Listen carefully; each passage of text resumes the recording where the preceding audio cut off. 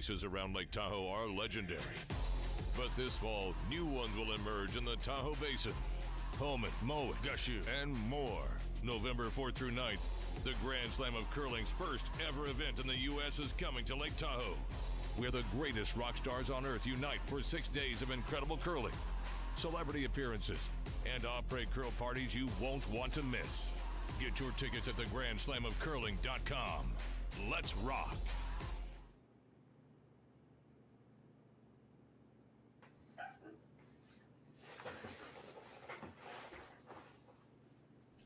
Hello, curling world, and welcome to the Friday morning draw at the Saville Grand Prix Men's Edition. My name's Gord Copthorne. I'm coming to you live from a beautiful, sunny Edmonton, Alberta, here at the Southern University of Alberta campus at the Saville Center. We are featuring Team Davies versus Team Maeda this morning. And I hope you're here to enjoy a good match with me. So we see here that Davies is off to the early lead with his hammer. So we'll see what we can muster here in the first end. Thank you for joining us on Curling Stadium here on the SSN network. And for any of you joining us from across the world, perhaps even over in Japan, welcome and thank you. So we're on sheet 3 here at the Saville Center, and for the most part over the last couple of weeks, we've seen the ice has been moving quite strongly. You've got probably about 5 feet of curl, tend to be running about 14 and a half seconds. So there's plenty of opportunity to create offense from the first right through to the last rock of each end. You'll see right away that these two young teams are going right after it, not bothering to waste any time or rocks, which should make this all the more interesting.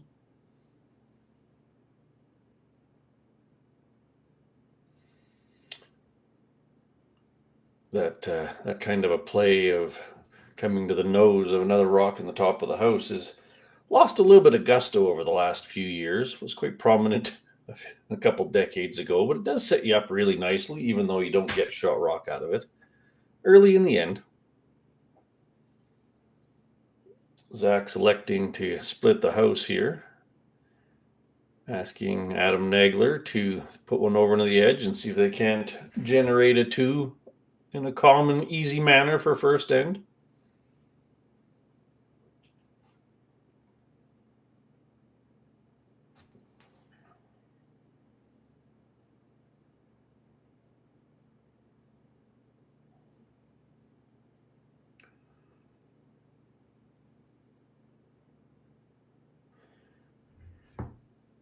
Most of you probably know they get the opportunity to throw practice rocks up and down the sheet, so they should have a pretty decent grasp of draw weight going into it. Fun little fact, inside-out draws, especially after the practice, tend to be about a third to a half second slower, so you can see that Nagler came up a little bit short of the target, but he is in the house. Takumi Maeda electing to just hit and roll towards the middle, keep the play down in the forefoot.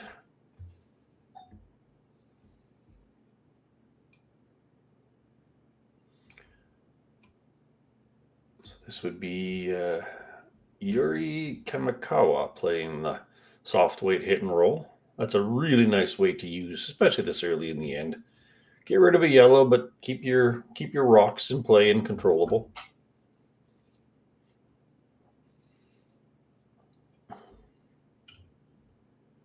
Zach's going to follow up with a little nose hit, maybe a tiny little roll towards the center, hitting it on the low side of the rock, you might say. Low side meaning crossing across to the opposite side. High side would mean hitting the rock on the side your broom is currently aligned with. So this will be a nice soft weight, perhaps board, something in that area. Just a little nose or sluttle inside.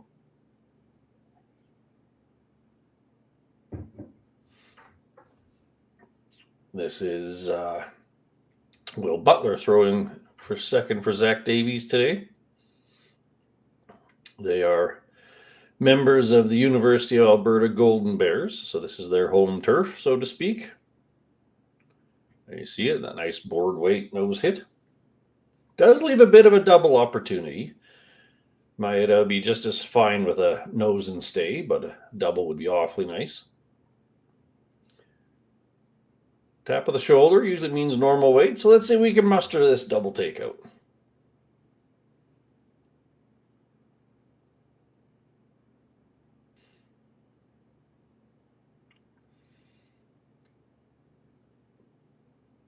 Oh, sweepers are on early. Keeping it clean. What do we got? What do we got? 1, 2 in the corner. Nice shot. Off to an early clean end.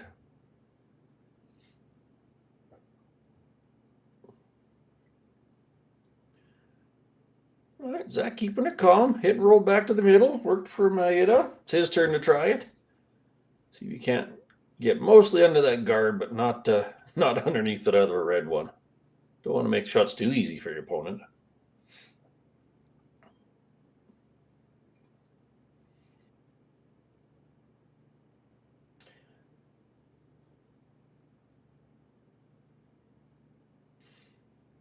Again, nice, manageable weight.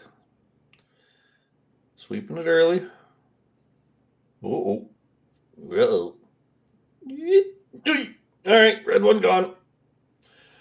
Half a good shot. Does kind of leave Maeda with the choice to do anything he wants to. This is an interesting choice. Create a bit of a stagger so you can see half the outside of every rock. In the Colleen Jones days, this would be called a Christmas tree. So just cross the nose a little bit and push that other one back about 5 feet. So this is Hiroki Maeda coming in with a nice, not exactly what you ask for in the first end, back house tap weight, but hey, lots of practice, right? It's hanging out there a little bit. Looking close. Nice shot. Actually over curled just a fraction. They're hoping to keep at least the edge of that back red covered with the shooter. Give Zach a little bit of room for a hitting partial roll underneath that red one.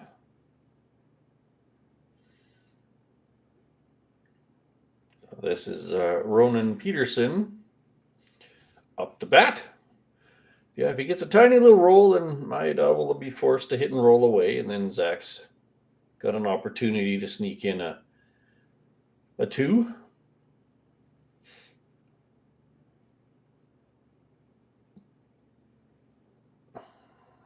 Aggressive clean on the sweep. Looking a little thick. Here it goes. Nice shot, but not a roll.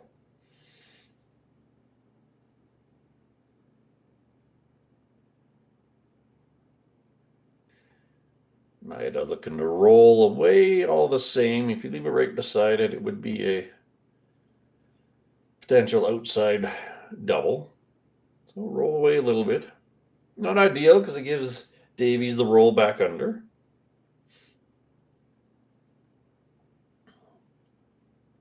A little more weight on this one.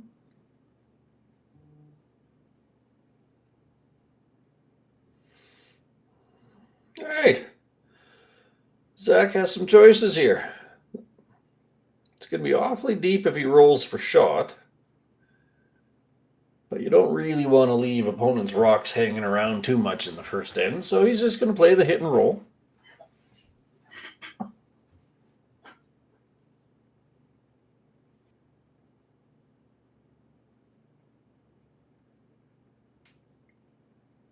It's a bit of a longer roll, so he's up in control weight here.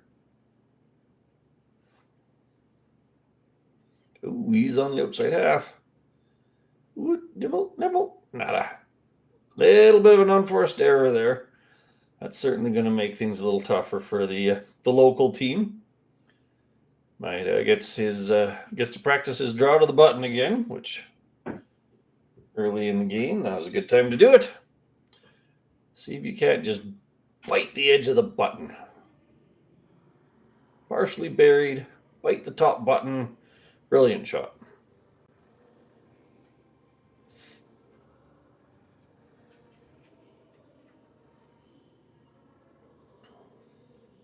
You could go out turn or in turn, so this is very much a shooter's preference, or whichever one you've got a better read of.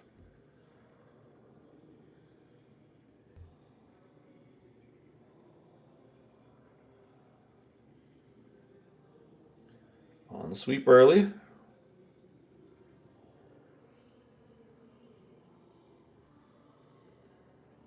Looks a little light. I got 15.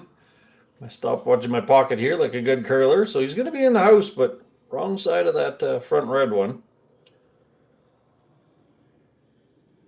Zach could possibly hit those two, but that's not really necessary.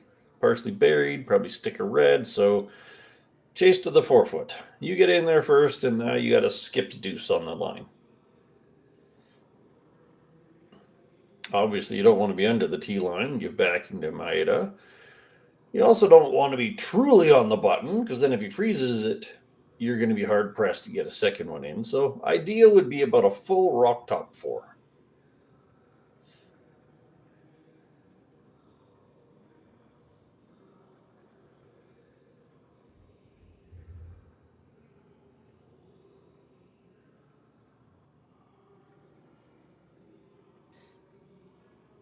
Zach having to switch over to the other side. He's actually a lefty, so this is still actually his out turn, but it is the other side of the sheet from what Takumi just threw.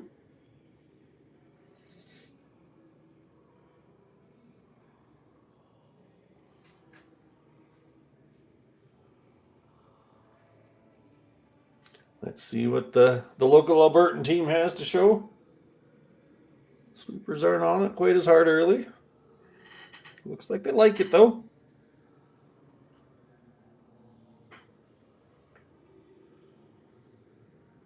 Got some room.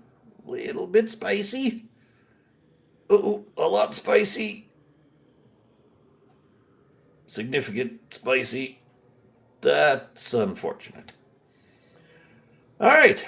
That leaves Maeda with the choice to do whatever he wants to. So he's going to stick with the same turn. Just threw it. Just got a good read. Just needs about 6 feet more weight.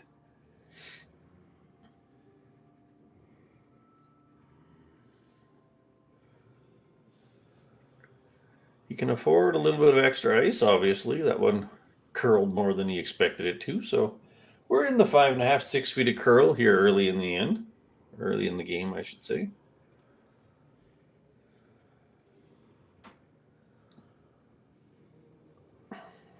All right, let's see what he has for attempt number 2. Sweeper's on it early again, but not quite as aggressive, so it's got to be close. Here's that big swing, picking it up around the hog line. It's going to be close. Uh-oh.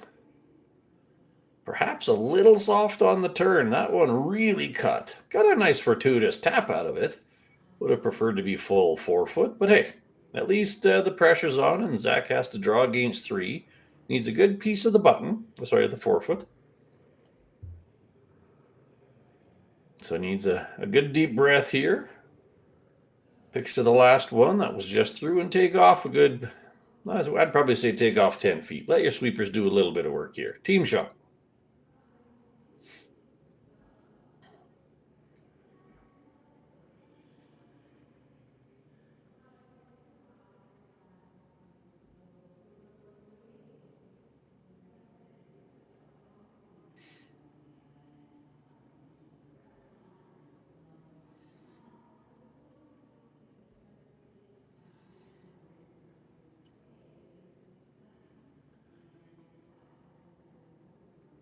All right, here we go. Both sweepers are engaged. It's got to be close.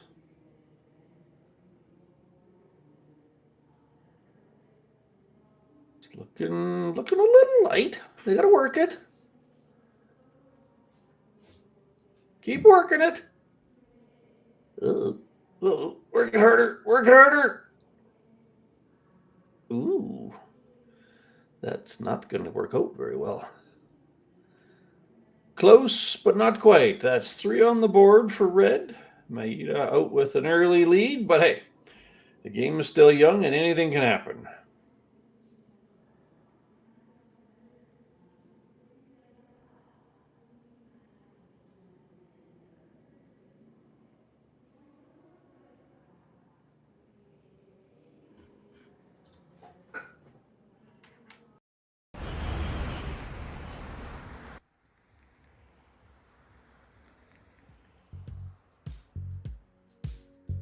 That's life. That's what all the people say.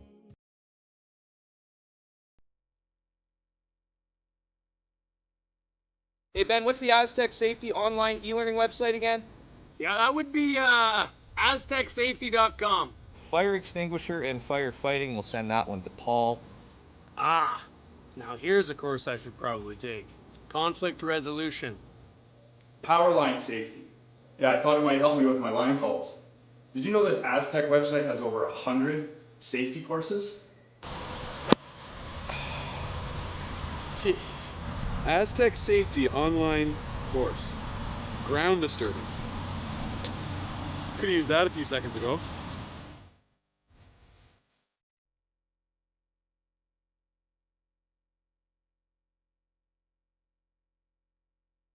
Live curling rocks. And this November, the best in the world are coming to Tahoe. Get your seats now at gsoctickets.com. But hurry, early bird pricing ends soon. Hey guys, what can I get started for you today? Bananas away, regular? And I'll have the Rip Berry, but can I get vanilla oat milk and I'll add spinach and ginger? And can I substitute the raspberries for strawberries? Also add the chia and hemp seed, and definitely have the power booster and the collagen booster. And can I get that blended twice? Wow. For Alicia, Custom Chaos? One of a kind. You're one of a kind. Booster juice, freshly made, your way. Welcome back, everybody. We're kicking off end number 2 here at the Saville Grand Prix Men's Edition. We are coming to you live from the Saville Sportsplex on the University of Alberta Southern Campus. After one fairly interesting first end, Maeda is up with 3-0. Zach came up just a fraction light on his draw to the 4-foot after being a fraction heavy on his first attempt at the draw to the 4-foot. But hey, those are all learning opportunities, and there's still 7 ends to go. So we see here that Maeda's jumped into the 4-foot, and Zach threw up a corner guard. Pretty standard when you're up or down by a decent amount. That center guard's not quite in front of the other rock, so that might give Zach an open door later on in the end, but we'll see how it unfolds. Thanks to everybody, no matter where you are, for joining us this morning. Well, morning in our part of the world. Coming to you here on the Curling Stadium, part of the SSN network. And we certainly encourage you to follow all line scores across the event today on Curling Zone. Great place to see what's going on. So this is Team Davies from Canada, Alberta, playing against Team Maeda from Japan. I can profess to say I don't know a whole lot about that young team out of Japan, so this is quite exciting for me as well to be part of. Zach recognizes the need to be a little bit aggressive, so he's throwing it out into the corner guard here. Trying to entice Maeda to ignore it for a while and maybe keep playing down the middle, looking for a double or something along those lines. But you can see it just popped out the far side. There's so much curl in this sheet. So they're just going to try to hit and roll out. Burn a few yellow rocks in the process.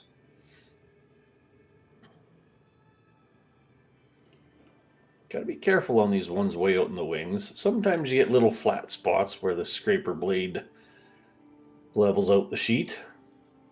Ooh, this is kind of what I'm getting at.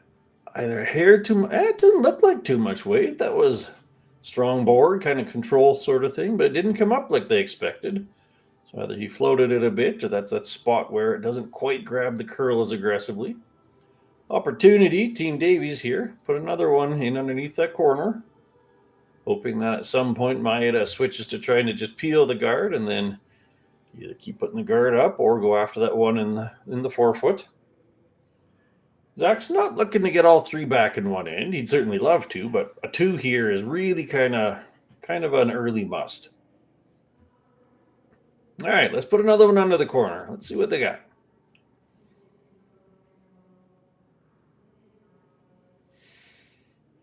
Early indication is a bit heavy.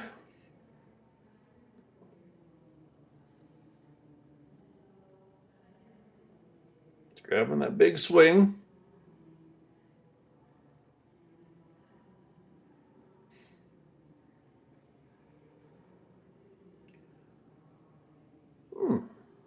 not terrible. Still only see a little bit of it. So, as hoped, Team Davies has talked them into trying something with the guard. So Maeda thinking, hey, let's get rid of 2 yellows, maybe even 3. Let's give this a run. Bit of a fishtail. Here it comes. Here it comes. What do we got? Contact. Oosh, and a little bit of air and left a corner guard. That's almost the roughest outcome you could have come with.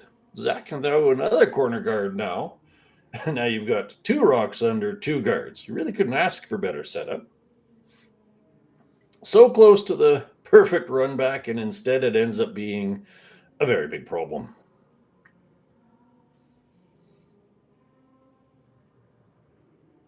All right, let's see what Mr. Butler here has.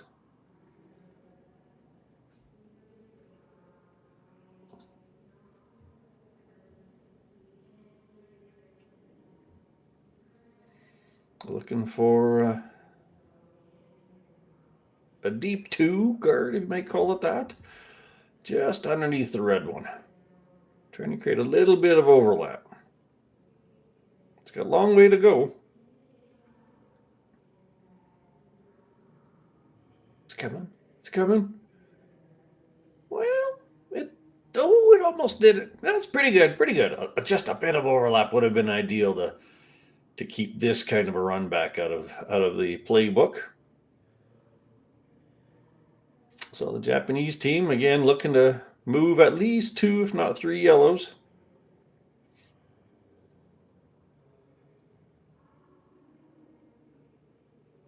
One, 2, all 3 moving. Put 2 in the corner and 1 out of play. What a nice shot. But still corner guards. Opportunity available. Plenty of curl. You can fully bury.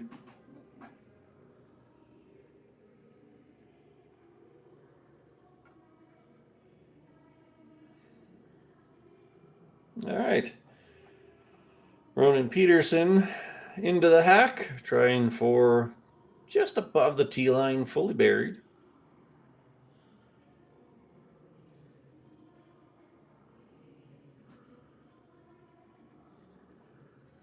Nice assertive release there, keeping it straight early. Watching it a bit. There's the curl. Now they're going to really milk that curl for as much as they can. Even back house is fine as long as it's in the rings and under the guards. You would have loved it above the tee line, but hey, that's a yellow rock in the house that's guarded. Maeda's electing to just chop it all off. I'm gonna throw one in front of that yellow, but closer to the middle. Same kind of scenario. Under the tee line gives a freeze back. Above the tee line is ideal.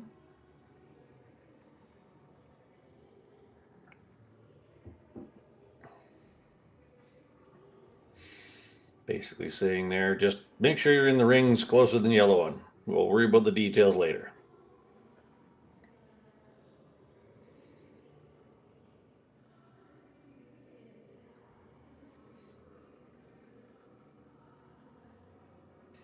The Japanese team throwing a little bit of a quieter, softer rock than the Albertan team. So they're going to get some pretty strong curl. Here it goes.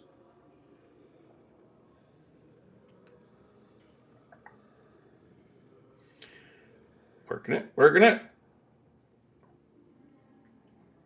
Decent. We'll give that a B plus. It's out counting the yellow. They're sitting 2. You still can get away with a corner freeze that'll be closer to the middle.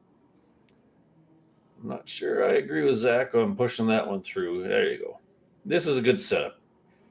Call it a third of a rock freeze. Then you could actually play a shot to pop the red one out and roll to the middle. There's choices with it. But for now, you just need to be second shot. Even tapping it 2 or 3 inches wouldn't be the end of the world.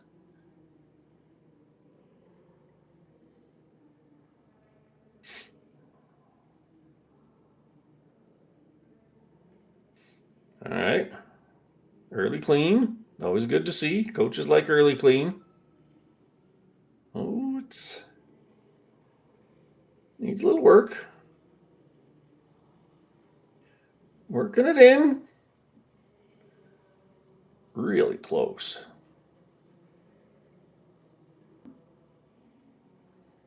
What a wonderful shot. That's a definite A. That's a great shot. Corner frozen, second shot. Maeda has to now basically say, okay, forget about that half the sheet. How do we use the middle and try to just steal one or maybe force one through this path?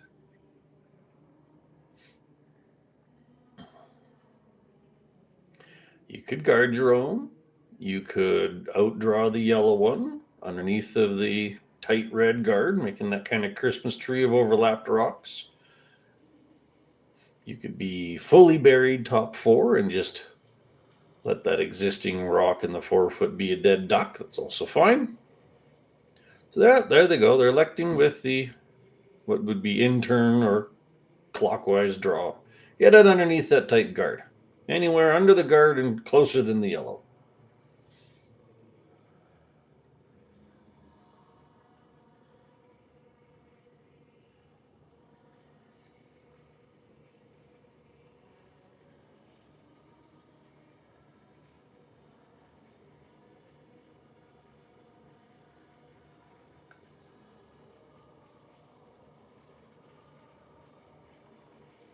Holding the line straight.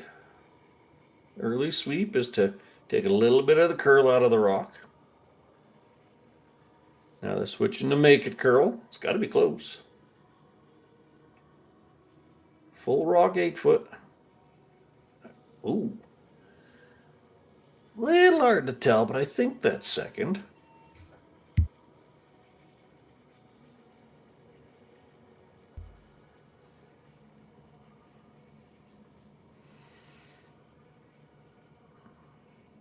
Zach doesn't have a lot of great choices here. He's currently looking at the basically raised double takeout. I think the raised red would likely stick around. It would certainly be second, if not third shot, which would be fine.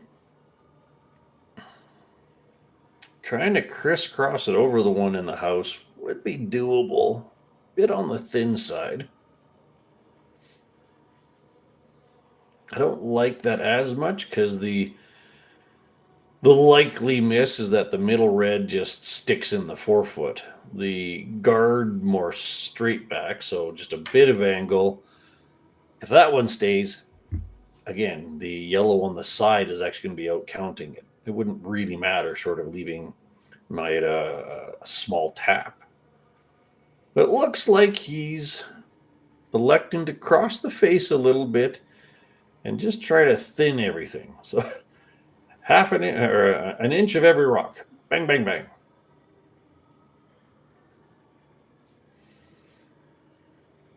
Zach's no stranger to these upweight hits, so let's see what he has in the basket this morning.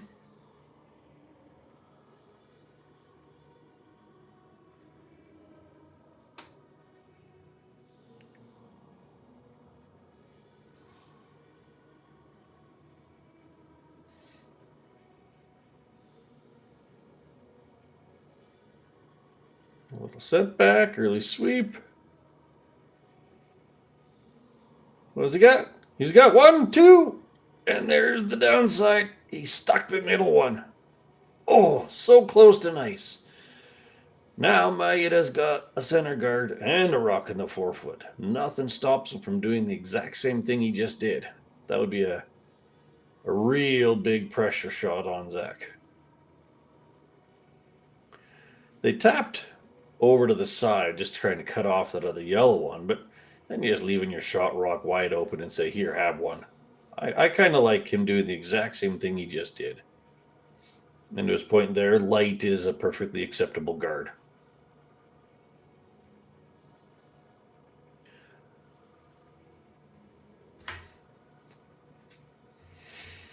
If you're going with the guard, you'd like to have a little bit of overlap. If you do slide into the house, again, you want to be You don't have to be. You'd like to be second rock, but as long as you're covering a decent part of that red one and taking the doubles and the raises away, that's solid. So you've got a pretty big path there. You got about 6 feet of workable distance to stop your rocking. That's always nice to have a little bit of room for error.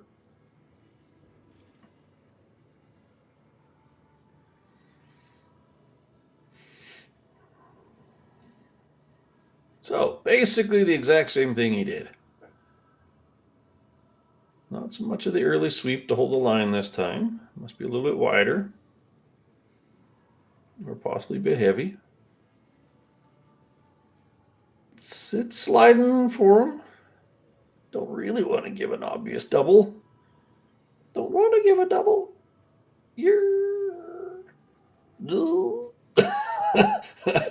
I think it's buried enough that the obvious double's not there. That's going to be teased into that same shot he just played. Run back double for 2. He might be able to play board weight, and maybe the red one spins far enough. He's only got half a rock. Needs to hit about half a rock.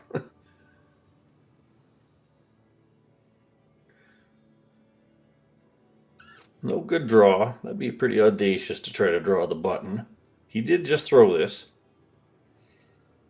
So you're looking at just a little bit on the off side of that one. So not the center line side, but the off center line side. Just a little bit of angle to nose it right onto those reds. Then you get your hard-earned 2s.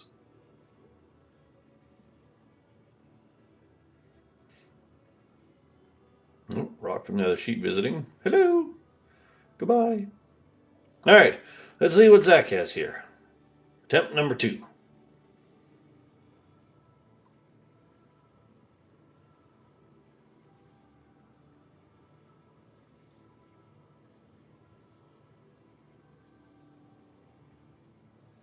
A little less of a pop on this one. They're going to have to work it. He did not set that one out to the broom. It's going to over-curl. Ooh! Tragedy, tragedy. That's another 2 on the board for Team Maeda. The score is now 5-0 after 2 ends. Lots of opportunities, but hey, we'll take a quick break and see what the third end brings us. Developed over a decade in collaboration with the finest ice makers this side of the Atlantic, the Pebblehead PB5 is nothing short of a triumph of sophistication and craftsmanship. Weighing less than half its lumbering copper predecessors, yet boasting 10-fold their durability, the PB5 delivers perfect, consistent ice, time after time. The PB5 by Pebbleheads.com, the apex of ice-making ingenuity for the roaring game of curling.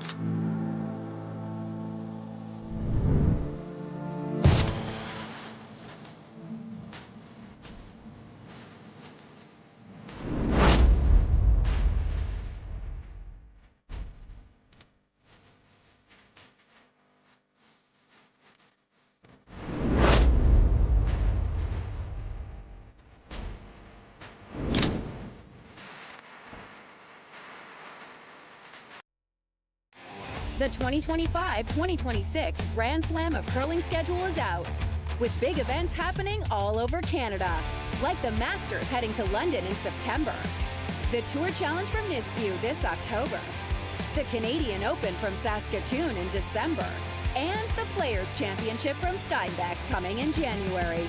Early bird weekend and full event passes on sale now at gsocktickets.com.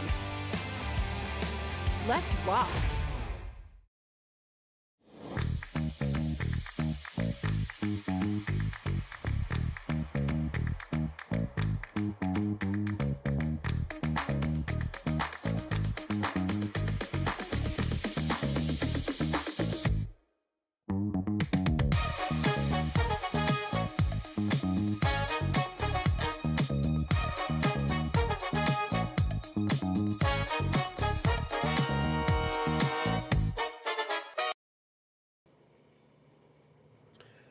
Hello again, curling world, and welcome back to the Saville Grand Prix. We're broadcasting live out of Edmonton here on Curling Stadium, part of the SSN network. Live scores all posted up on Curl Zone. Our current game is a 5-0 advantage for Maeda. Let's take a quick walk around the sheets. Next door, we have Johnston Tao playing against Jackson Hebert. Tao has a 1-0 lead over there. Small edge. And over on sheet 5, we got Shanae Abbey playing James Balance, another Japan-Alberta match. That's a closer one. It's 2-1 in favor of Team Japan. Over on sheet 6, we have Kim versus Hlushak. That's a 3-0 lead for our Korean friends. Sheet 7, it's no scores posted yet. It says 0-0 on here. I do believe that will be updated shortly. And then on the far side, we've got Craig versus Yamaguchi. Yamaguchi with the 2-1 lead. Again, all scores can be seen live on Curl Zone. I encourage you to follow and enjoy. My name's Gord Coppathorne. I have the pleasure of keeping you company this morning through this match. On a beautiful Friday morning, broadcast out of Edmonton. So once again, we kind of got the same situation going as we did last end. Happy to put rocks down the middle as distractors and teasers. Zach setting up a corner guard, a hair wider than you typically would. If it's fully covering the 12-foot, you're not giving yourself a lot of house to play with. But hey, a corner is a corner. Tried to put a second one underneath it. Adam didn't quite get it all the way over and under, so Maeda's now going to try to get rid of that one. At this point, the scoreboard says take out yellow.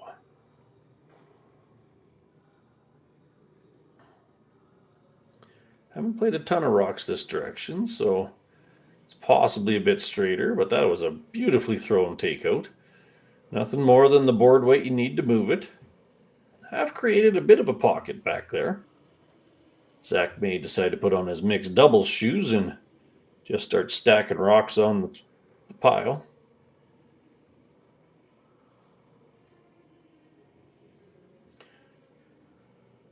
Corner guard. All right, we have a corner guard. Let's use it. I have no problem with that. Going to be a little hard to be shot rock with it out there that far, but right now you just need yellows in the house.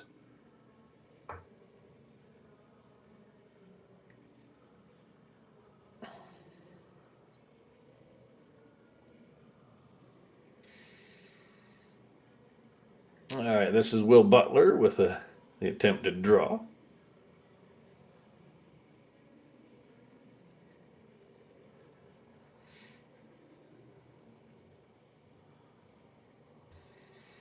This one's hanging out a little bit as well, kind of like the first one. Not sure it's going to get fully underneath.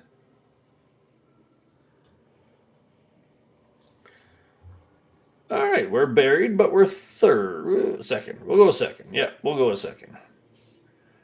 Scoreboard says remove yellow. So we remove yellow.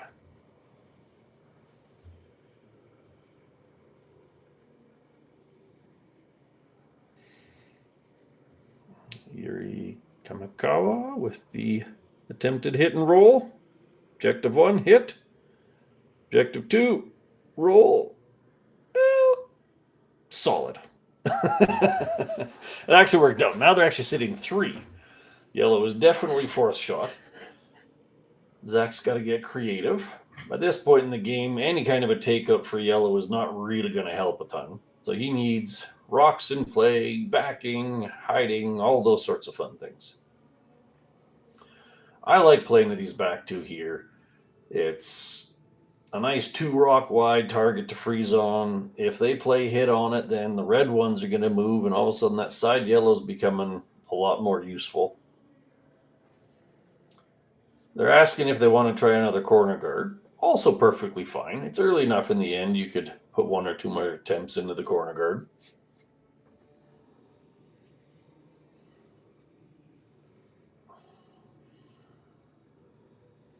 Team seems to be a little bit on the disagreement bandwagon here.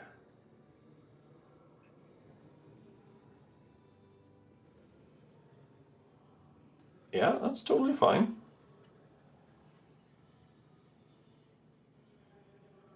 Rocks in the house that if Maeda hits them, they have a chance of crashing on reds. That's kind of what your plan is right here.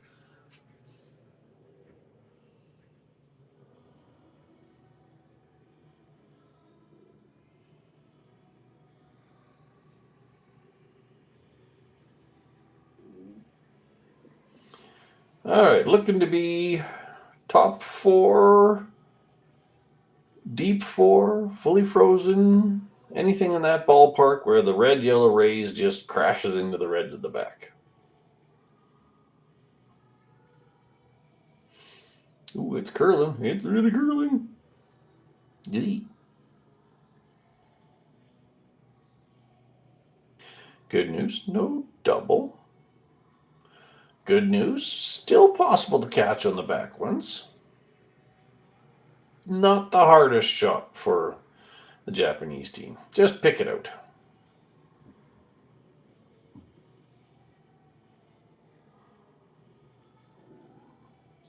Hiroki here with the pick shot. Don't see picks as much in curling as you used to. Excellent execution. All right, try again. Hasn't really changed a lot.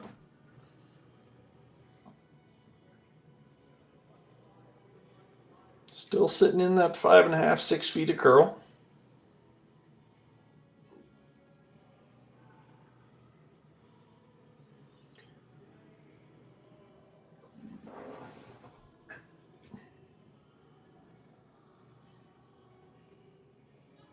There's that nice positive release they're usually after.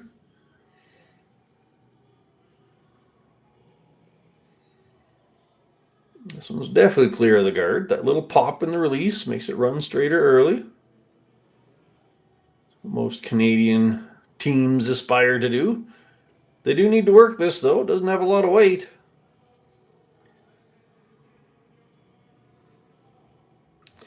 I don't know. I don't mind it. Makes a bit of a tricky guard sort of thing. I don't think that red one catches on the yellow at the side. Nose hit double would bring the yellow one at least up to third shot. And all right, safe. Yellow's been promoted up to third shot. Have a partial guard on that yellow one. That was a helpful roll for the Davies team. This is a lot of weight for a very simple hit.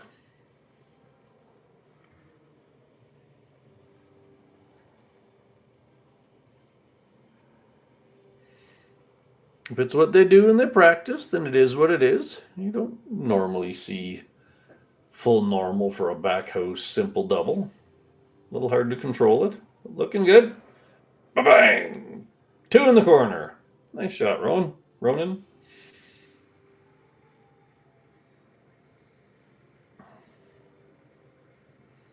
All right, now Maeda's basically saying, all right, you're earning your 2. I'm just going to trade rocks with you.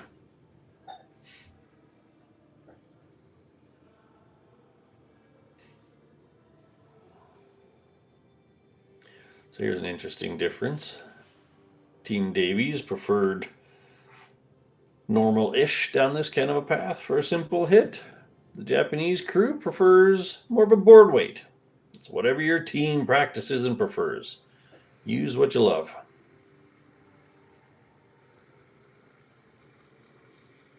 Hard on the sweep. It's looking decent. Little hit and stick. Nicely done.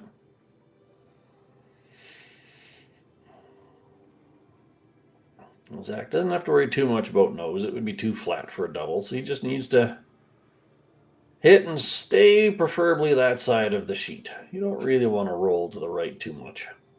But hit the red and stay for at least second.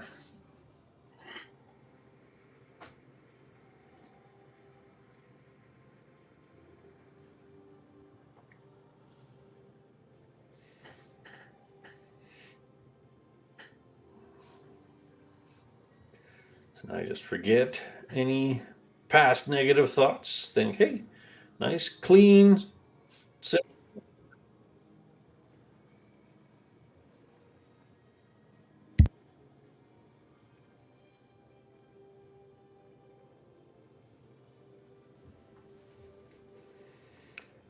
There we go. A little bit nicer release than on his last one. Sweeper's keeping it clean. There you go. Much better. Nice shot. All right, sitting two, it's flat. They're just going to try to move the rock to a different spot, make Zach throw a different takeout, and in theory say, hey, you got your two.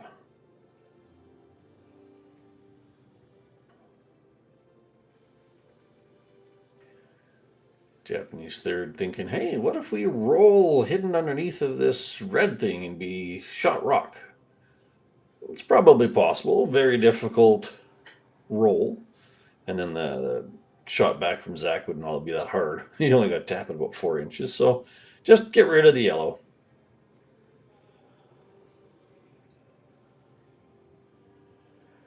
Looking good. Looking good.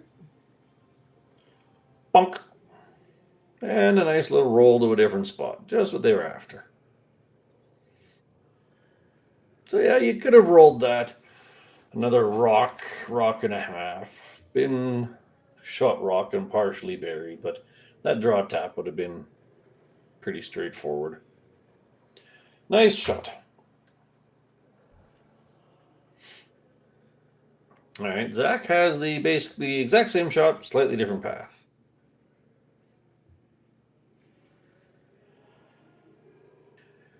Nice little calm intern takeout for him.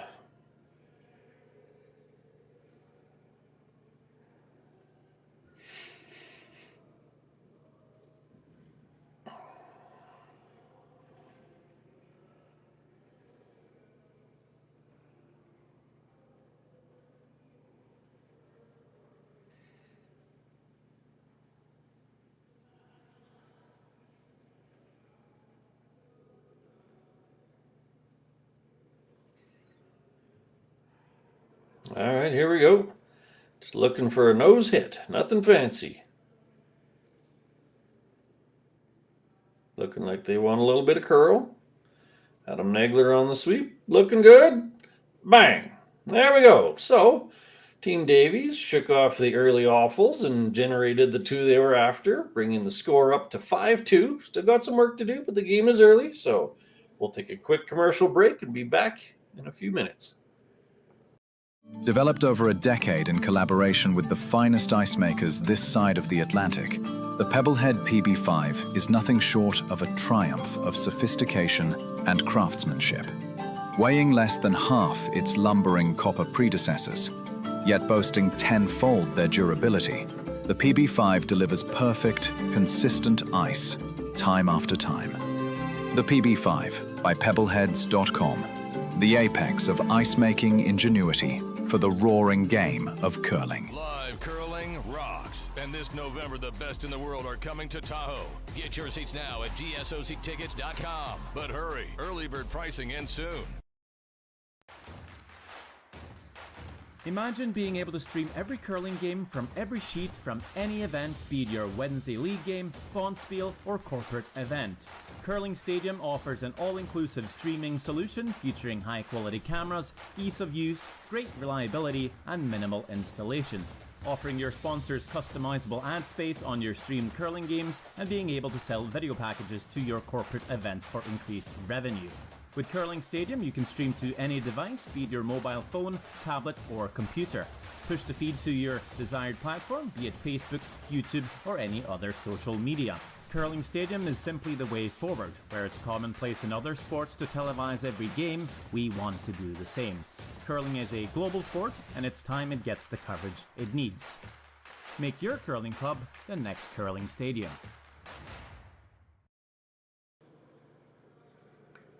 Welcome back, everybody. My name's Gord Coppathorne, coming to you here on Curling Stadium, broadcast this early Friday morning draw of the Saville Grand Prix, men's edition. Quick recap, we're going into the fourth end. Team Davies, they were kind of racing out in the gravel for the first two ends and gave up some unfortunate points, but they rallied back for a strong 2 in the third end. So let's see what their stealing shoes look like. First rock sliding into the house isn't your typical setup, but that's okay. You get 2 rocks in the free guard zone. Still opportunity to create one. The lead for Team Maeda, what's it? Mr. Tokoro getting a rare lead takeout. Those are always kind of fun to play lead. Zach now going back to the guard. Got to have a guard. In an 8-end game, you can't burn too many ends, so throw another one up front. Don't worry about that red one for now.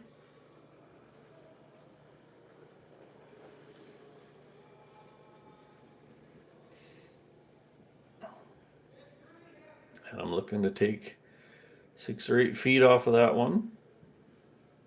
Still looking a little on the strong side.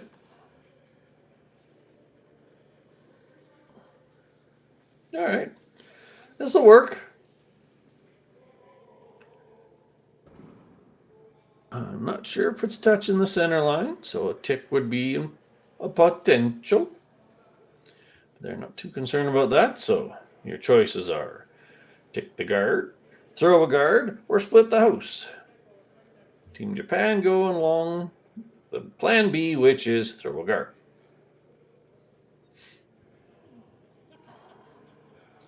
Up 5-2, a lot of teams would have taken a much more cautious and conservative approach and probably just split the house. But hey, this is their jam and they want to take advantage of it.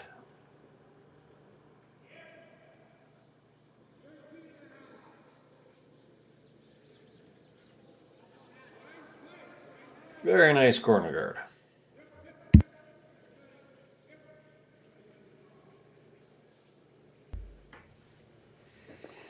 Zach's now going to make use of that center guard. You've got choices here. You can throw a double center. You could go under it early. Little unfortunate losing the first rock, so you don't have the double center that you'd commonly want.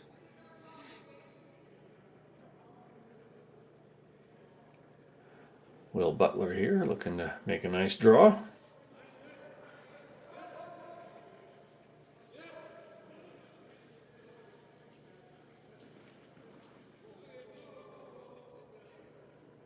Setting up the second guard by the looks of it. Don't get them too tight. Certainly don't freeze them. I'm going to go with that was not quite the plan. I didn't see whether they wanted the guard or the draw, but they got the neither. All right, so Yuryu Kamikawa with the nice opportunity to clean up the front.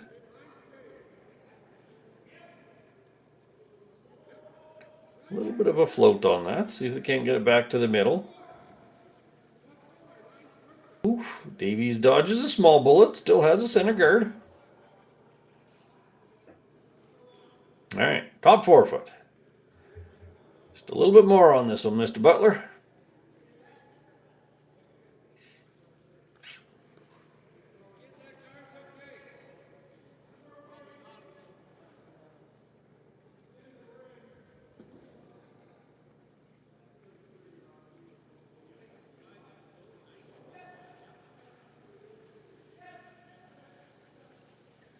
All right, depth is not too much of a concern. At least part buried. Anywhere in the 8 foot would be fine. Top 8 through to back 8 is all useful.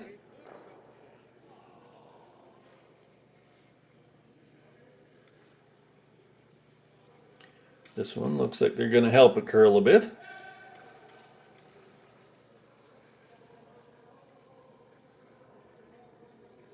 Line's looking real good.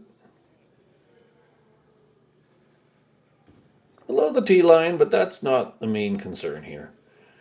You actually wouldn't even mind them trying to throw a freeze here, because then you'd freeze them back and so on and so forth, and you get a bunch of play in the 4 foot and someone's getting one. So, Japanese team not buying into that theory and they're just going to remove something yellow. Nice quiet takeout weight.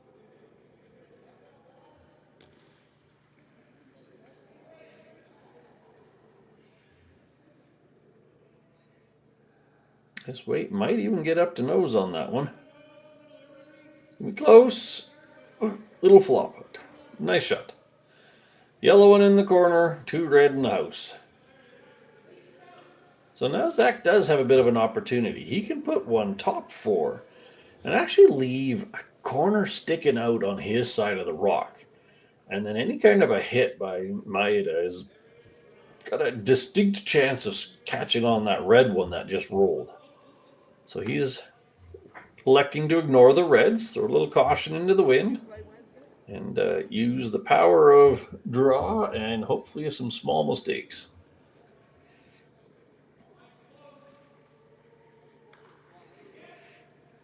So basically same shot, 3 feet higher in the house. This line has a long way to go. We gotta at least get a piece under the guard. A little overswept, actually. That'd have been just about perfect, a rock higher.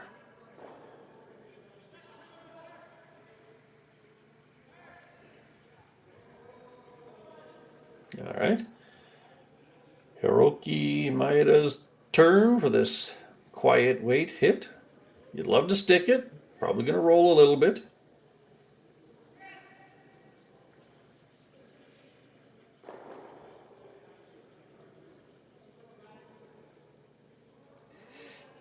Looking good. Got to get it past the guard.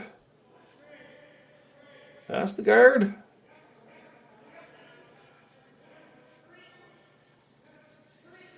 Well, Zach, how's your caution factor? All right. He's now thinking 3 reds in the house is getting to be a bit much. You could throw that exact same draw again. Again, the need would be to a little higher and stick out the other side. But he's going with the double takeout. Even a dead nose and just leave everything stacked wouldn't be that bad. Take out 1 red and be frozen on the other. That'd be a nice outcome. Ooh, little speed wobble. Nice recovery.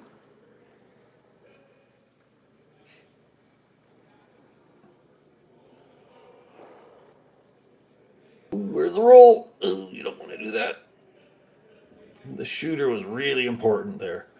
The last thing you want to be doing is letting Team Japan have clean choice. They can do anything they want to. They could draw under the guard. They can peel the guard. They split the house is not my favorite choice, but you could. Yeah, that's where my brain went. You really needed that shooter to stay in the house. At least force Maeda to deal with that rock.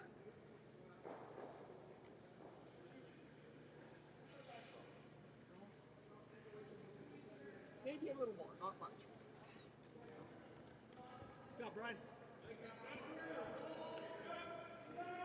Nice shot. Yellow one gone. Red one not in the middle.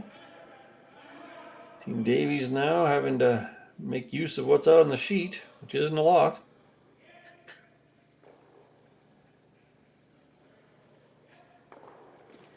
He's got to wrap around that tight red one and corner freeze on the other red.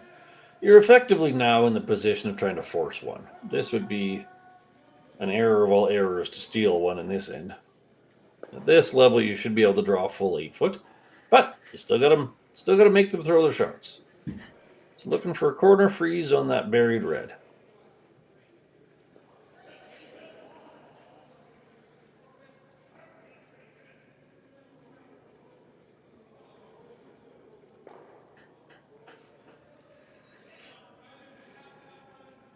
Zach's always been very good about being methodical and patient in his routine.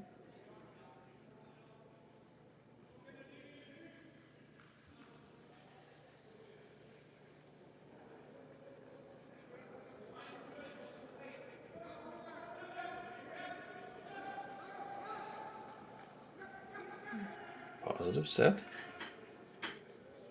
Sweepers seem to like the weight.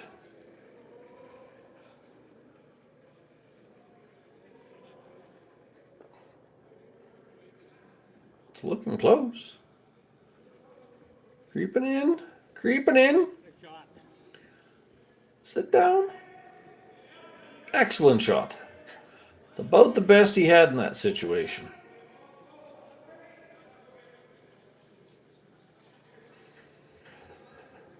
Takumi thinking he can run that red one back. Nice thing is the angle's in his favor because he just needs to kind of pick that yellow one out. You could do about 7/8 of that front red one, and maybe your shooter even rolls over in at the top of the house. 3/4 is kind of the minimum. Depends on the weight you're throwing.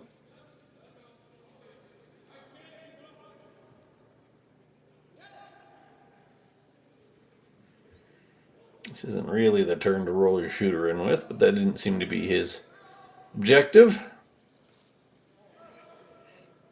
Overcurled, got rid of the guard.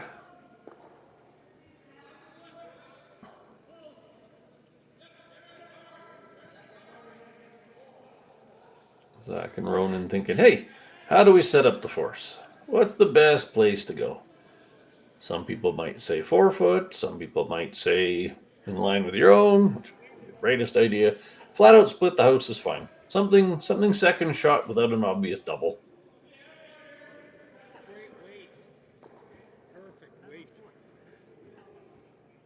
T-line, other side of the 4 foot.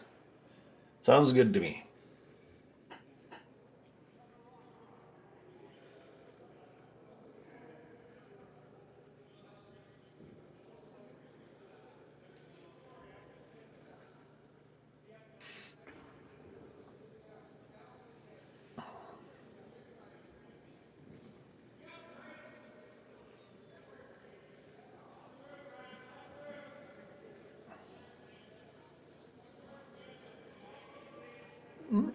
Looking good so far. Strong clean by the front end. Again, only requirement is being second.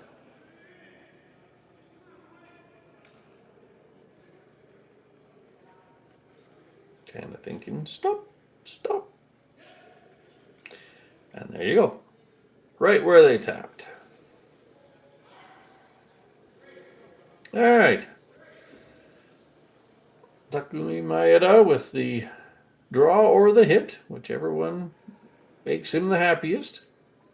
Theoretically, you could have left that yellow one a foot or two higher to take the hit away, but as previously stated, this is all about forcing one at this point, and they have accomplished that. So now you just think, hey, maybe he's a hair wider, a bit heavy, and flops out a little bit, or catches it a bit thin, so anything's possible.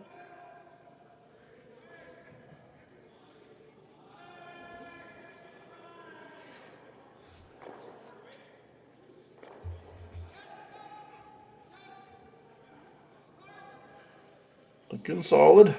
There's nice. I just love that weight. They play such an easy weight for an easy hit.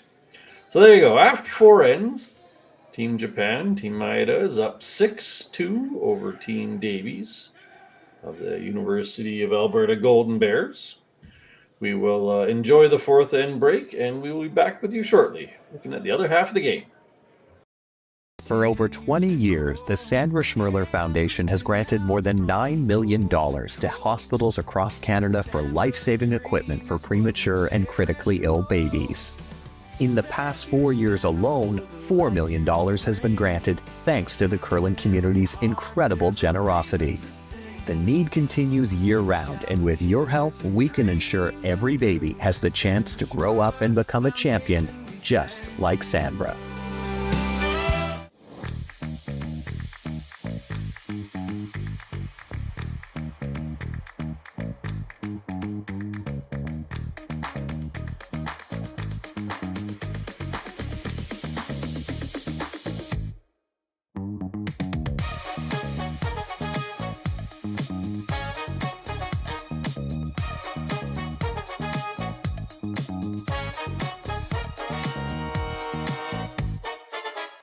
Hey guys, what can I get started for you today? Bananas away, regular? And I'll have the rip berry, but can I get vanilla oat milk and I'll add spinach and ginger? And can I substitute the raspberries for strawberries? Also add the chia and hemp seed, and definitely have the power booster and the collagen booster. And can I get that blended twice? Wow. For Alicia, custom chaos?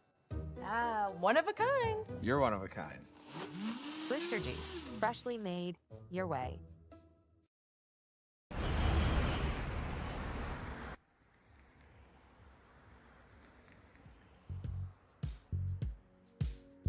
That's life. That's what all the people say.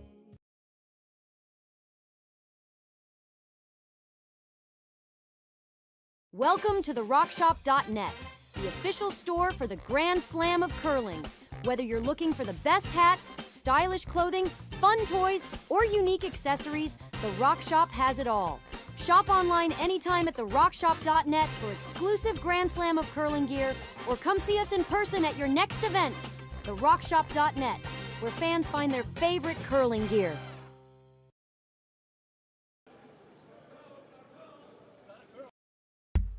Welcome back, everybody. We are in the fourth end break on sheet 3 here at the Saville Grand Prix, the men's event. We are coming to you from Edmonton, Alberta. This is on the southern part of the University of Alberta campus, a beautiful complex that supports all kinds of athletes.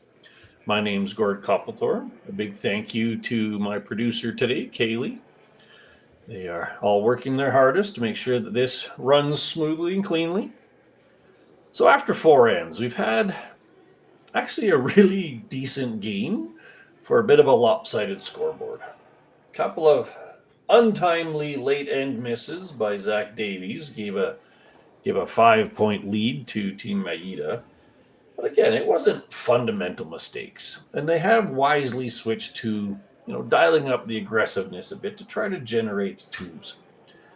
So despite the unfortunate stumble at the start, they took 2 and then gave 1, so there's still fair much in it. Another 2 gets you 6-4, and then maybe 1 7-4, and then 2. It's a mountain, but it's climbable. If we take a look around the rest of the sheets, of course, everyone can see the scores coming to you on the curl zone. So let's just kind of walk across quickly while they get ready for this 5th end. What do we got here? We have Johnston Tao and Jackson Hebert tied 2-2 after 3 on sheet 4. Shinya Abbey is posted as up 2-1 over James Balance. That score needs to be a quick update. Must be a tight one over there. Kim versus Hlusak is 4-1 in favor of Kim. Ryan Jakes, well, that's interesting. Ryan Jakes is posted as winning the game after 2 ends on sheet 7. Something unfortunate must have happened over there. Finally, we have Yamaguchi up on James Craik over on sheet 8. I believe that's the other game coming to you live this morning with Jim Nix, my colleague. So feel free to tune into them as well if you're curious what's going on over there. All right, coming back to our sheet, we again are starting off the 5th end, the back half of this match. Maeda has a comfortable but not insurmountable 6-2 lead over Davies. Maeda was forced to 1 in the last, so he's doing the typical throw up a center guard. Now let's see what Mr. Davies has in mind for a competitive strategy, an aggressive strategy this end. So I'm going to start with the corner guard. We saw last time his corner was way out there, basically over the 12-foot, and it actually worked out for him. So let's see where this one slides into.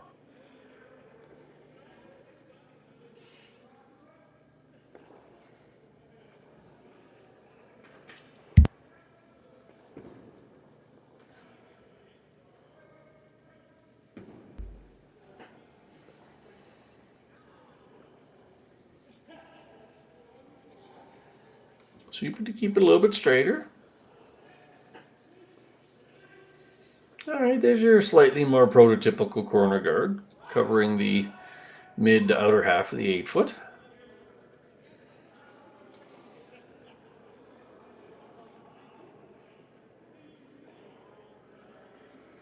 Maeda coming down the middle, throw it into the 4-foot.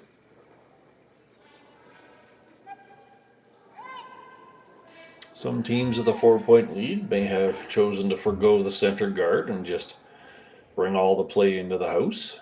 Hard to score more than 2 if there aren't any guards. Sometimes you don't want to give them one to use, but hey, if you're comfortable with your plan, use your plan. That's a really nice pair of rocks by Kakuto Takoro. A nice center guard fully buried underneath. Adam Nagler is being asked to throw just kind of a heavy draw. Back 8 kind of weight. Mostly to the nose of that red one. Just push it back a few inches. Just under the tee line.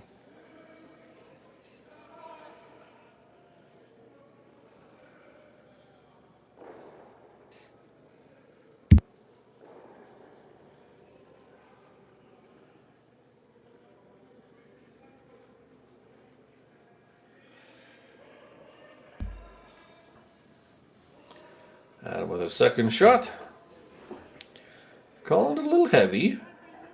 As long as it's not heavy and wide. You just got to get a chunk of that red one. It's coming across nicely.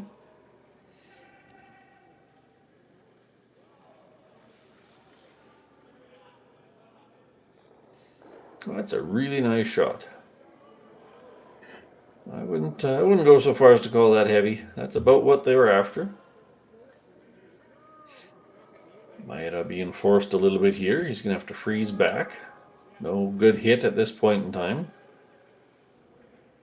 His center guard kind of giving him a little bit of heartburn this end.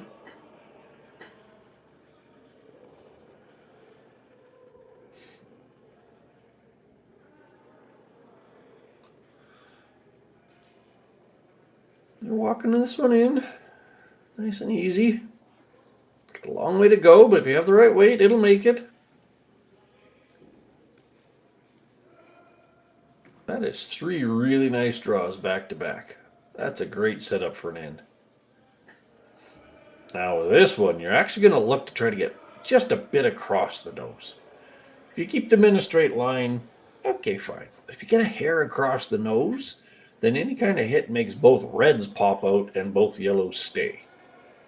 So we're probably looking for just a 7/8, 3/4, just a little bit across nose. Let's see if Will Butler can keep up with the parade of great draws.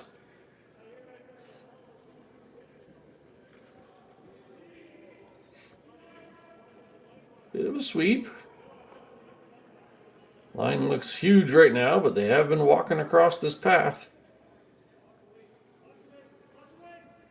Ooh, it's getting there, it's getting there. What a nice shot. What a nice shot. Now you can kind of see if you were to nose hit that yellow one, both reds will pop out and both yellows will stay. So that's a great shot.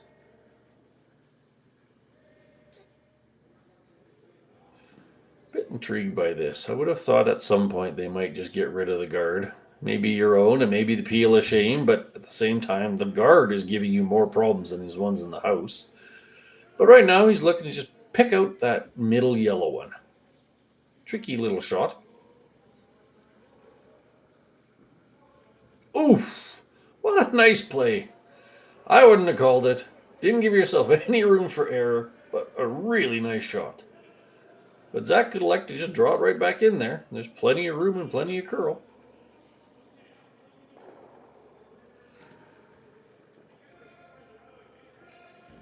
So they're kind of thinking back 12 here by the looks of things.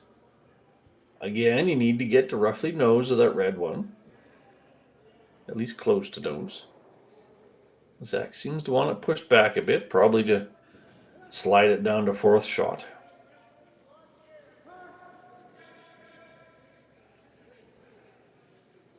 I'm not sure anyone's missed a shot this end. This is great curling.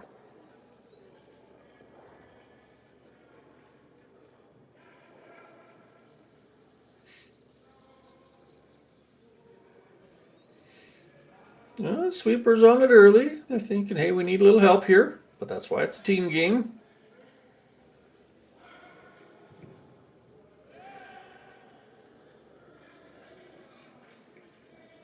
Working it over. Ooh, that's unfortunate. That was a communication miscue in my book. There was absolutely no reason for that to.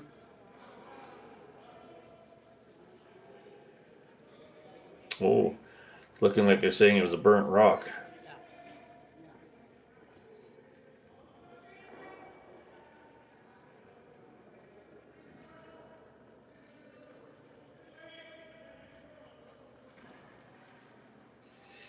If I'm interpreting that, they were just going to get a tiny piece of it. I don't know if we can see it on a replay or not, but it looks like they were just going to get a tiny piece of the back red one, and then they must have touched it with their broom, forcing it to carve into that front red.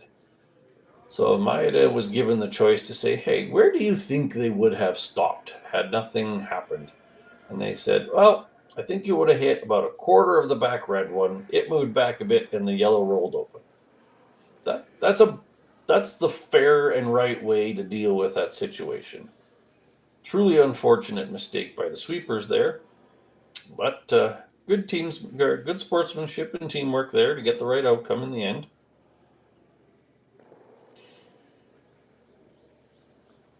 Doors now certainly opened up for Maeda on this one. Can roll in and really put the pressure on. Rolling away would not be the end of the world, just get it out.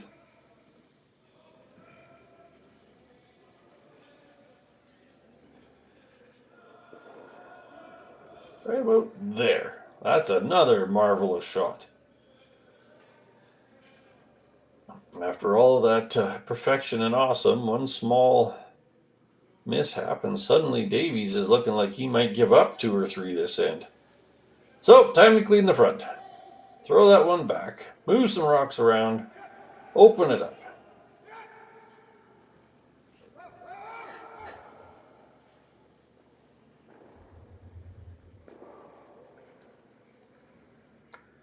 Here comes the cleanup shot.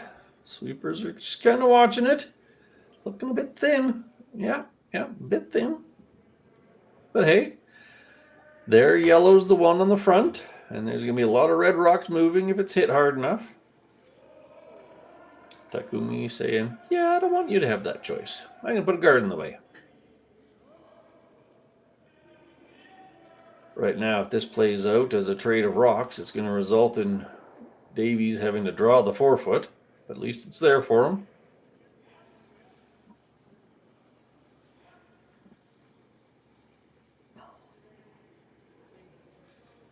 Looking for a midway guard.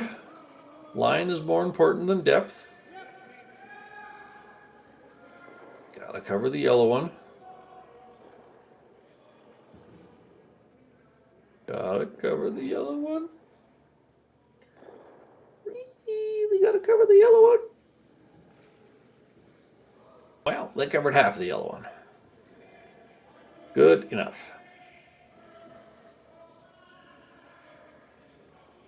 All right. Run back number 2.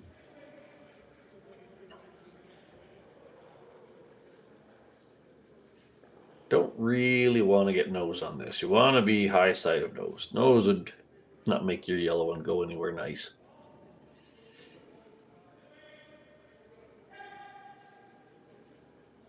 Looking for the red, yellow, red rays.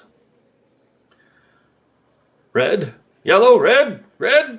Keep going. There you go. 2 in the corner. That's about the best you can hope for out of that.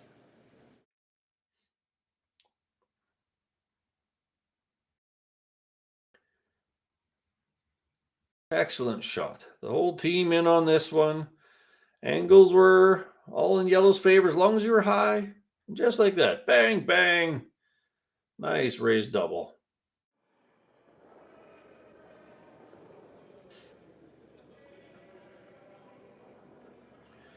So now if I'm Maeda, I'm saying, you know what? I'm up a bunch. I'm just going to get rid of that yellow one. I can understand some other plays, but you know what? I'm up 4 points on Team Davies here. Just get rid of it. Zach may very well freeze back or some draw to the other side, and such is life. Worst you can do is give up 2 if that yellow one's not there.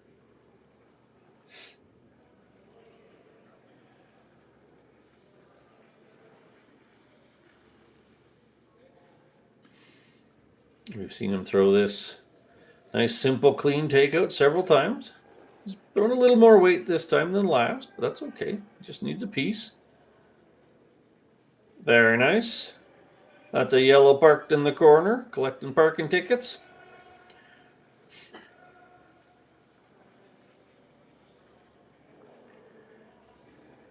So, 2 choices. Freeze the red or just cross over and draw under your yellow.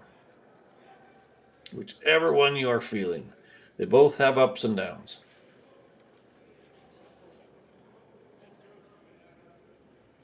I think I'd go under my own yellow one.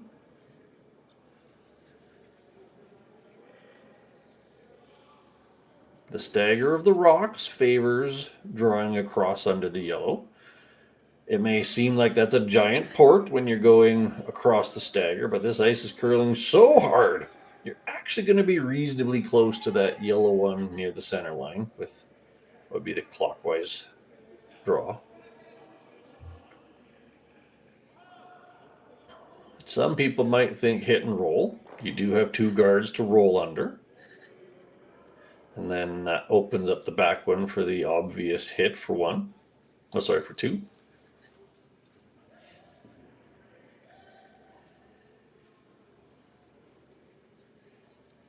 So going for the freeze.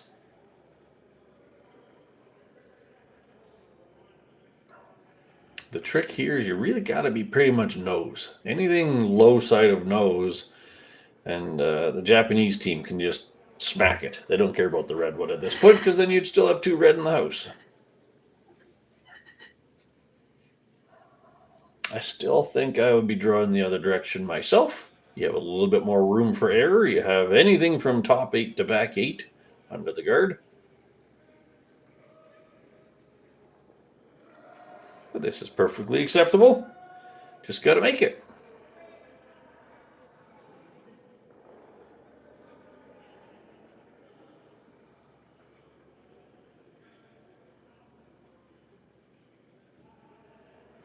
Let's see what Team Davies has.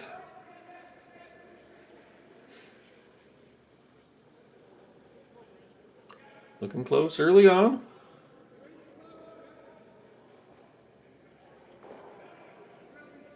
Coming down nicely. Say hello to your friendly yellow rock on your way by. Get a by, get a by, get a by. It's a very solid shot. It's not shot rock, but that was not a must. It can't easily be removed, which was the must.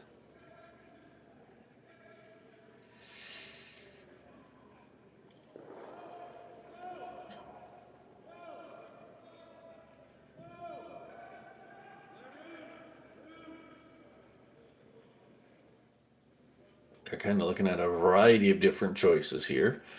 And in summary, throw a red one somewhere in the way. Freeze the yellow, freeze the red, tight guard. Freezing the yellow would be ideal because then something like that angle slash of the yellow guard towards the red one gets taken away. The only thing you wouldn't want to be is kind of heavy into your own back red one. That would make life pretty easy for Zach and friends.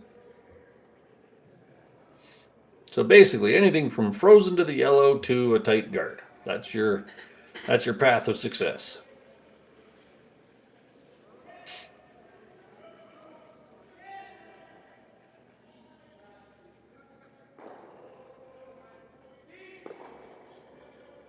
Every time I see that delivery, I think of our good friend Russ Howard. He also used the wide out rigger broom like that. As a sweeper, you just have to try not to trip. Anyways, here we go. Throwing anything semblant of T-line to guard.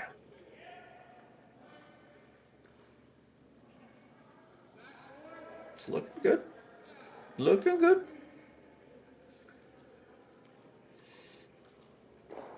Hair light, but that was an acceptable outcome. That actually made that raise trickier. Except you can't take your own. The upside to the Davies team is you actually wouldn't be able to hit your own anymore. This shot did have the downside of taking your own out.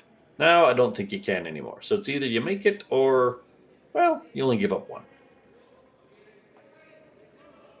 But this is the only shot I really see is this. Well, you could technically throw a draw through that port and be shot rock for one. Go the opposite direction to what he just threw and just grab the outside edge of the button. But this is your only shot for two.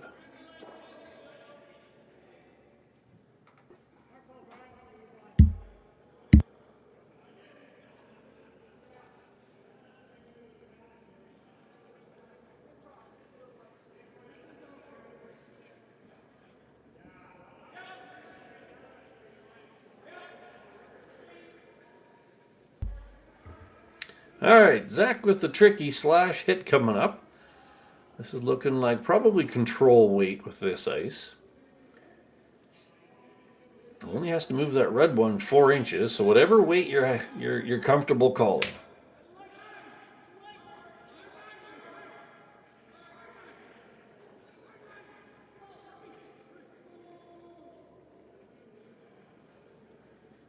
Zach certainly has had some tricky shots this game.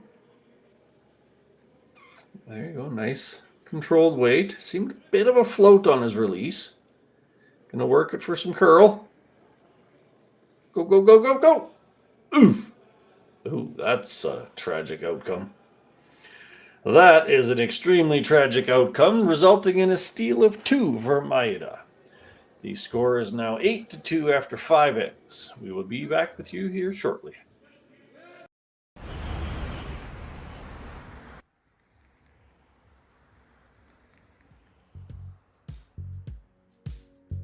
That's life. That's what all the people say.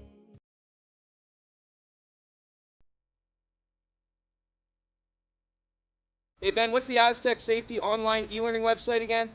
Yeah, that would be aztecsafety.com. Fire extinguisher and firefighting, we'll send that one to Paul. Ah, now here's a course I should probably take. Conflict resolution. Power line safety. Yeah, I thought it might help me with my line calls. Did you know this Aztec website has over 100 safety courses? Jeez. Aztec Safety online course. Ground disturbance. Could have used that a few seconds ago.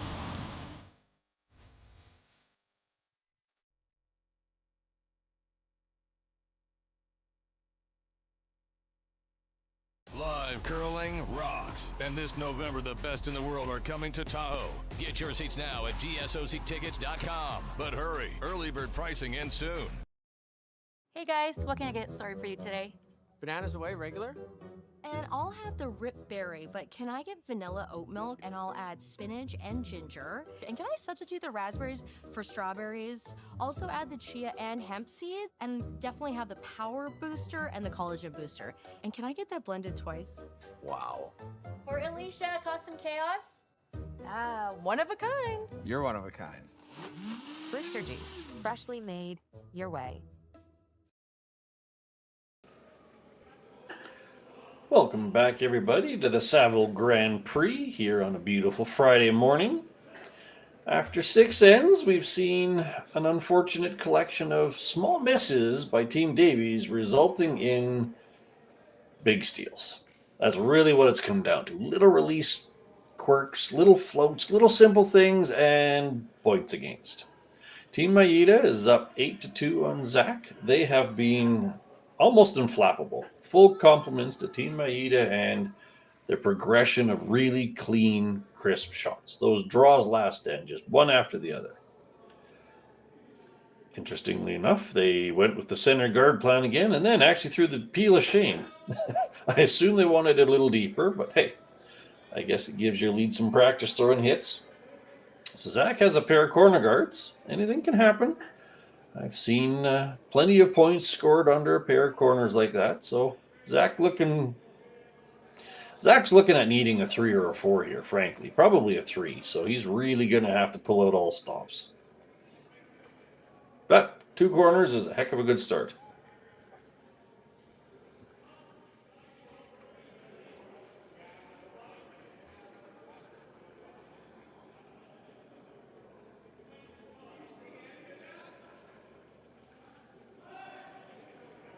This one's coming in quite nicely. You don't want to be too high, because then you have no room for more of your own rocks. You don't want to be too low, because then they can freeze to you without any complexity. So yeah, something around there. Maeda's just going to settle on peeling his own guard again. Try number 2.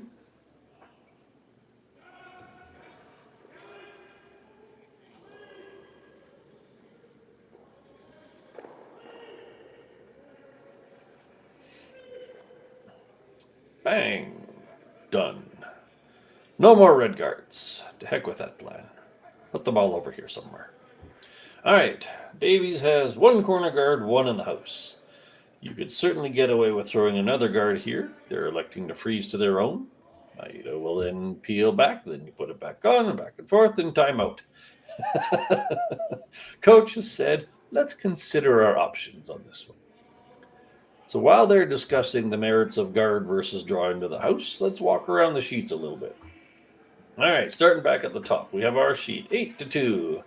Maeda over Davies. On the neighboring sheet, Johnson Tao is up 3-2 on Jackson Hebert. You can see right there, which is great. Abby in balance on sheet 5. That's looking like a 4-1 lead for Abby. Kim and Hlushak. I always say that wrong. Hlushak. Kim has also got a commanding lead over there. 6-1 over Hlushak. Sheet 7 didn't play their game. You can see there by the clear scoreboard. Ryan Jake's getting a free morning. And then over on far sheet 8, we have Yamaguchi up on Team Craig. That's a 5-2 lead, which is still a close game. Craig has hammer in this one, so it could be 5-4 before you even know it. Again, you can find all scores on Curl Zone, or if you want to watch there, that game over on sheet 8 is also available through our friends in Curling Stadium. All right, so after conversation, Coach Krebs has said, let's throw up another corner guard. Let's create some distance between things. So now they're going for a corner on the other side. Modern coaching has oft debated the merits of split guards versus stacked guards, and both of them can succeed if done right.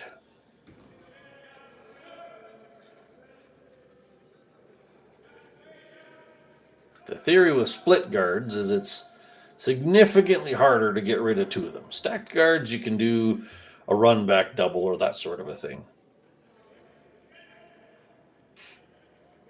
That has some angle. There is a double peel there. This is the scenario where turn matters. So in this case here, the turn that crosses the face rolls higher but needs more power. But it is the better slope for the roll. You do run the risk of exactly that, leaving another guard. The clean and simple there would have been just peel guard. Be done. Don't worry about the second one. That's an oops on the Team Maeda's side of things, and Zach's going, yahoo! I got another guard. Put another one in the house. 3 is an option now.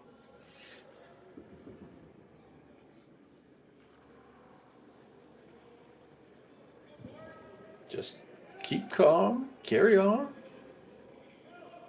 Same. Roughly T-line.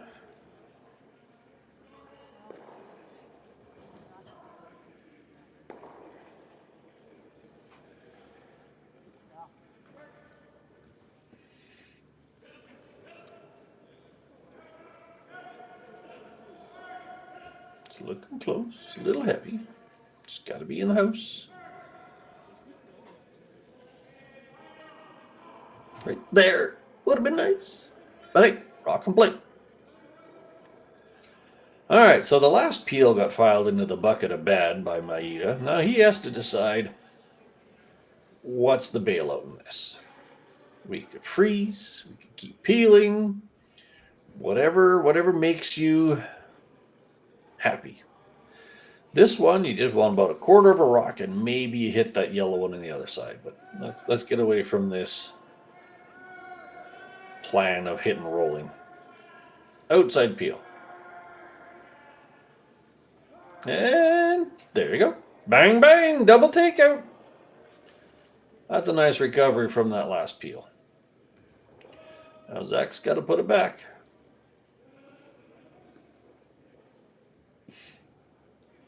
Nothing like making up for one rock mistake with a nice double.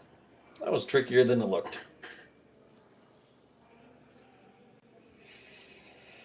All right, Mr. Peterson, time to put a draw in there.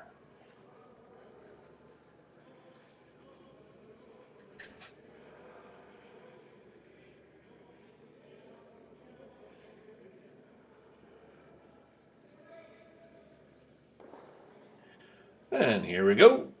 Once again, just above the tee would be ideal. Line is more important than depth.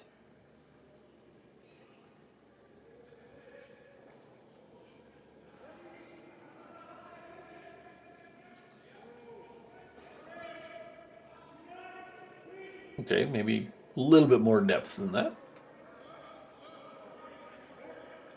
Oops. To peel or to hit? That is the question. The hit takes away the counting rock, but leaves two guards to hide behind. I think I'd do the same. Hit the open one. Easy shot.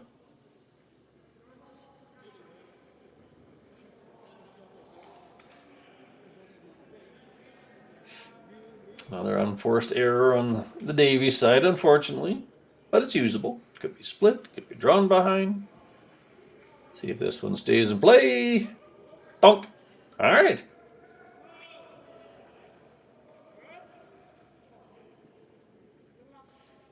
Yeah, freezes an option. Hitting long roll is also an option. You could try to hang it on the back of the house under those guards you've created. Goad them into some kind of a play over there.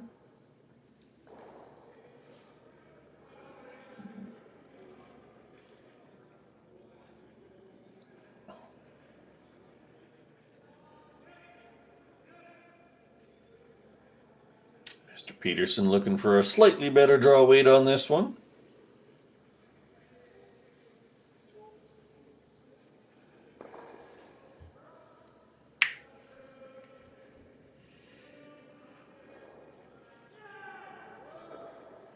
It's real close. Over curling a little bit heavy, but actually pretty decent.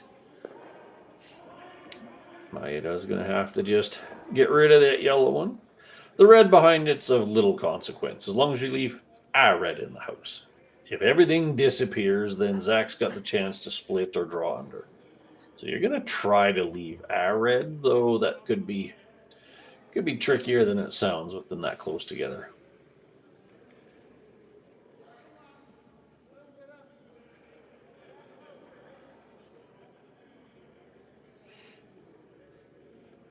Got some weight. Sweeping for the curl. Ooh. The sound of silence. Two big errors by Team Maeda this end. That is a door that Zach is willing to walk through.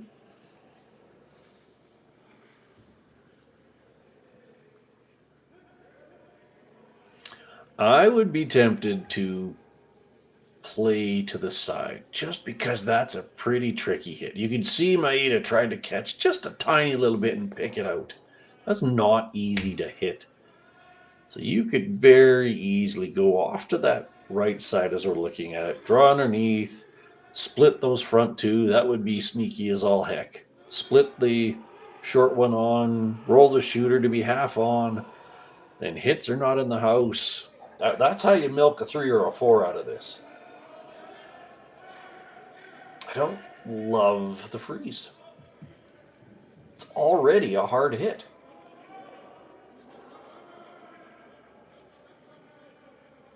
Any kind of off nose with the freeze, and you're actually making the hit easier for them.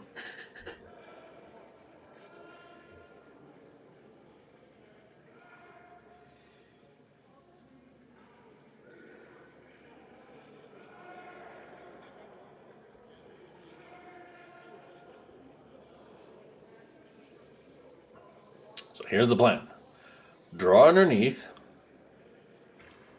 Make him play that hit again. Most likely outcome is all 3 rocks go away. Then you split the front one for 3. You could also split it now. And if you miss the split, your rock just hangs at the back of the house, because then you've practiced it for the next one. But I like this. I like this. Draw for 3rd rock. Somewhere over underneath that pack. Oh, we just took less ice.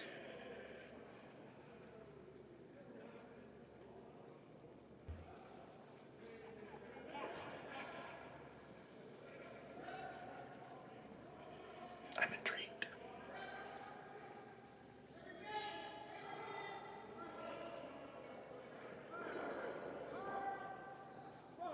Nice draw. Watching that front rock intently. Ooh, it's going to overcurl. Ooh. That looks a bit light there. Take it. Hey, nice split. Nice split.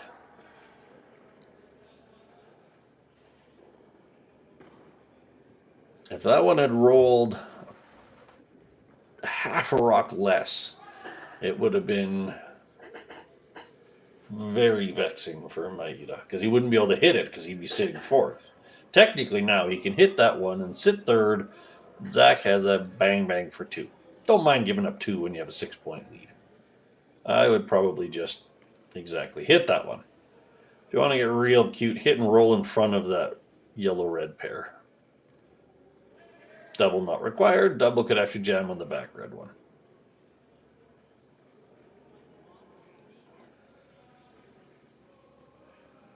I would hit and roll to the left side of the screen as we're looking at it. Try to roll right in front of that yellow one.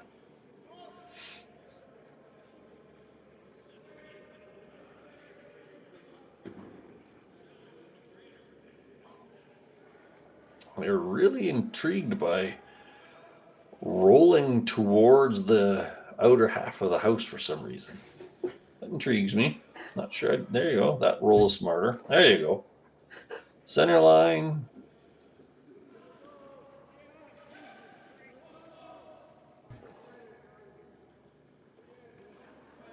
Just going to roll far enough that the double is not possible.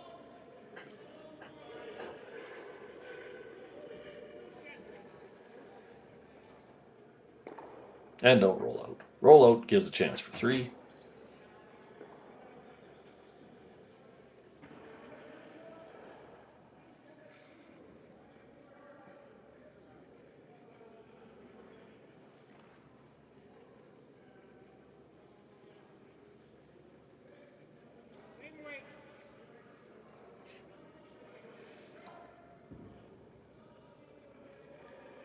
Nice shot.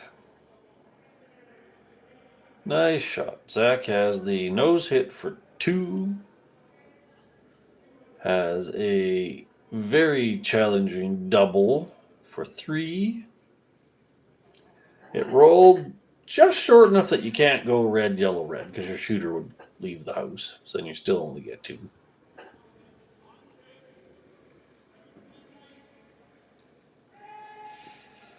That's a skinny little double. Almost kind of need to try it, though. Getting 2 here is not a big enough pile of reward. If you're looking for the pot of gold at the end of the rainbow, better have more than 2 rocks in it.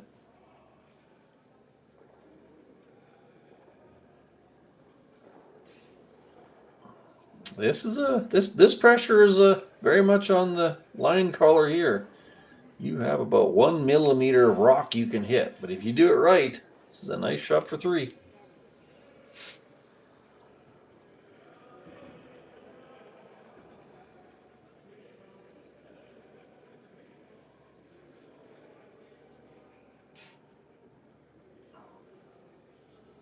Zach in his nice patient routine. Good, good.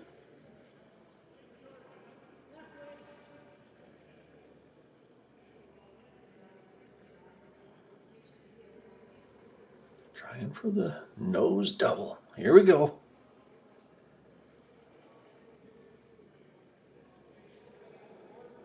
Nice clean release. It's got a curl. It's got a curl. Oh, he's trying the slash. Ay. Oh, plan B didn't work out so well. So tragic, but very difficult shot. Anyways, on behalf of Curling Stadium, my name's Gord Copperthorne, my friend Kaylee on the cameras. I'd like to thank you all for watching. This has been an exciting Friday morning. I encourage you to keep watching scores on Curl Zone or even jump over to the other feed and watch the action over on sheet number 8.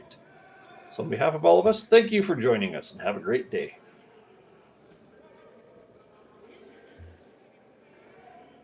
Live curling rocks. And this November, the best in the world are coming to Tahoe. Get your seats now at gsoctickets.com. But hurry, early bird pricing ends soon.